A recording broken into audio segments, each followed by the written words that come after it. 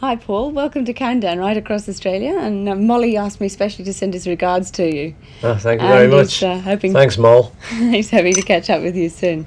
You've just put out a new album. It's a solo album, only your second ever solo album. Can you tell us a bit about it?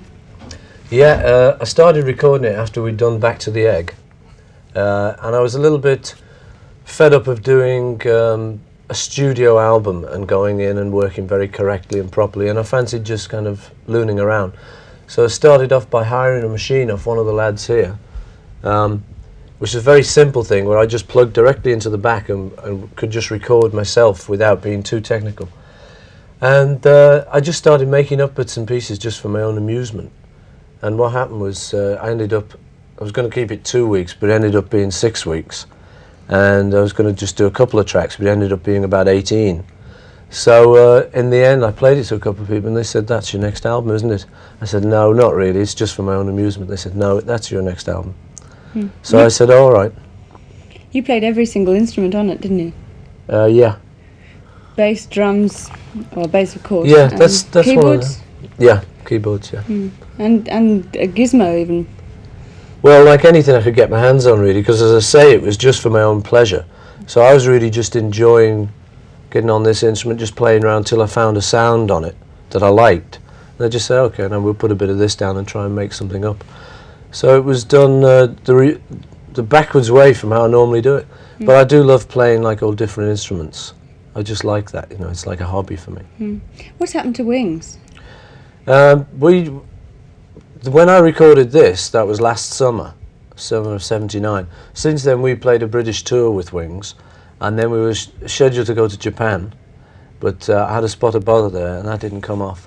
So since then, actually, I've just been getting this album finished and releasing that, and I think Denny's doing his own solo stuff.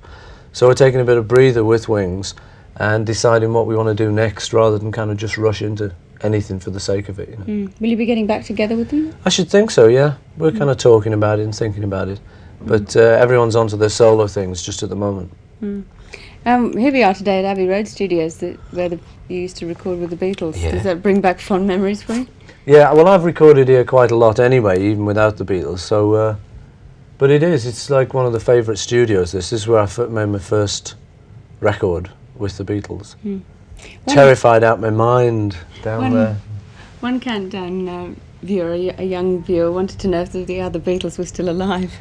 Well, your guess is as good as mine, actually. Do you ever see any of the other three guys? No, they are actually alive and kicking and all very well and doing their own thing, enjoying themselves. Does the media campaign to get the Beatles to reunite annoy you? Yeah, a bit, you know, but there's nothing you can do about it, so I don't get really annoyed. It's just one of those things, you know, when you reach a certain level of fame. Like with the Beatles, you know, once we split up, there were just a lot of people offering a lot of money and saying, "We'll get back together for me then."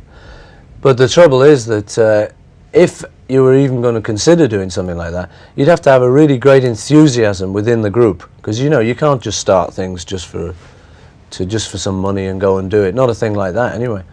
So the missing factor is the enthusiasm at the moment, which is fair enough, you know. I mean, we did our bit.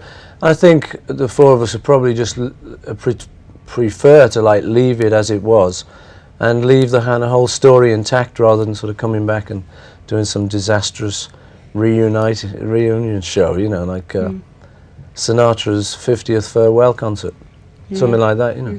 Of all the things Nothing against Frank Mind. Of all the things you've ever done, is there anything in particular that you consider your best work? I don't know. I don't kind of think in those terms. I think it's people like who analyse the music scene, think in terms of that, what was his best one. But I don't know, if I just had to answer it for some quiz or something, I might say Sgt. Pepper, or I might say Yesterday, or I might just as easily say something daft, like She Said, which is like just a track I like, you know. Hard question. Have you listened to any Australian bands recently? Yeah, I've heard quite a bit of music coming out of there. We can hear it up here, you know, through the floor. But, no. Anything taken your fancy? I'm not very good on names and stuff, you know, it's like new wave groups and so I've heard a lot of good stuff. I saw a great girl singer, but I just didn't catch her name. When we were down there last time, I saw a great girl singer wailing away on telly. And the scene looked very healthy, you know, it looked like a lot of really good players about. But I'm just not very good, I don't remember all the names of the groups, so I'd mess it up if I tried to remember all the names.